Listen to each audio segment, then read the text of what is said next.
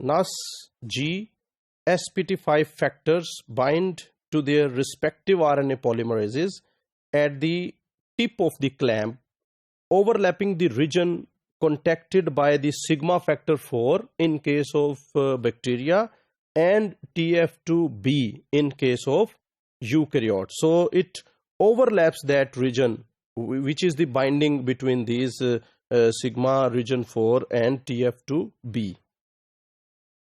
This overlapping and binding raises the interesting possibility that displacing initiation factors may be part of the function of these elongation regulators. So it is suggested that it is the part of these elongation regulators to dissociate the initiation factors.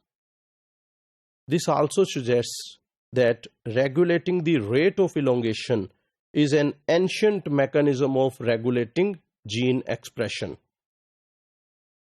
There are some promoters in higher eukaryotes where the pre-initiation complex is recruited effectively, but polymerase remains paused just after initiating transcription. So all the factors are recruited and initiation complex is formed, and then polymerase remains paused.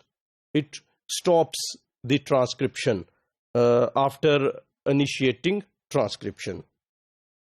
Such promoters seem to be associated with genes poised to be expressed either rapidly or in a highly coordinated fashion. And their expression is regulated through recruitment by specific activators of the PTEF-B kinase, which then releases them from their pause, and then this pause is released. Yet another class of elongation factors is the so-called ELL family. These also bind to elongating polymerase and suppress transient pausing by the enzyme. So when these ELL factors bind to the elongating polymerase, it suppresses the pausing of this polymerase, that is stoppage of this polymerase enzyme. The first human ELL protein was originally identified as the product of a gene that undergoes translocations in acute myeloid leukemia. Another factor that does not affect initiation but stimulates elongation is TF2S. So TF2S is another elongation factor. This factor, like ELL, stimulates the overall rate of elongation by limiting the length of time that polymerase pauses when it encounters sequences that would otherwise tend to slow the enzyme's progress. So in the DNA there are some sequences which tend to slow down the polymerase speed. So this factor it overcomes this stoppage or this pauses of the polymerase.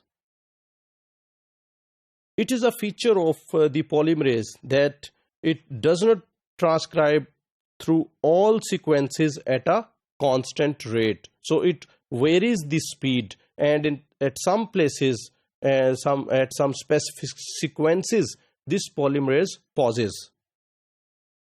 Rather, it pauses periodically, sometimes for rather long periods before resuming transcription. So sometimes it pauses for very long periods.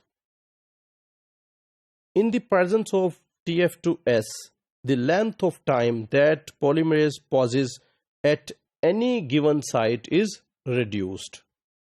TF2S also contributes to proofreading by polymerase. So it proofreads the newly synthesized RNA. TF2S stimulates an inherent RNase activity in polymerase, which is not a part of the active site of polymerase, allowing an alternative approach to removing misincorporated bases through local limited RNA degradation. So this is another function of this TF2S, which is proofreading by local degradation of misincorporated bases into the RNA molecule. This feature is comparable to the hydrolytic editing in the bacterial case stimulated by the GRE factors. So in bacteria, these GRE, they cause hydrolytic editing of the misincorporated bases in the RNA.